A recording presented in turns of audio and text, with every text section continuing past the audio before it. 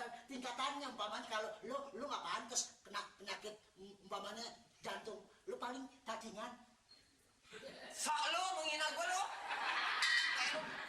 Gemuk aja. Ini asap tiga-tiganya ke bawah 3 kilo berikut tulang kan. Nah, kalau bodong nih paling bengek. Itu namanya penyakit orang miskin nih. Sebetulnya mengenai ngandung penyakit ini, kalau yang tahu sih gampang sekali obatnya. Enggak pakai ke dokter, enggak pakai ke dukun. Satu contoh Pak. Ini itu Pak yang kita pakai. Oh, seperti saya penyakit ampek. Nah, ampek ini banyak, gampang sekali obatnya. Loh, kenapa Bapak kagak ngomong maren-maren? Kenapa nggak nanya sama Bapak yang udah tua? Bapak tua pengalaman. Jadi kalau penyakit bengek umumnya obatnya supaya cepat sembuh apa Pak? Nah, ambil kopi pahit segelas, diaduk sama alpukat. Minum.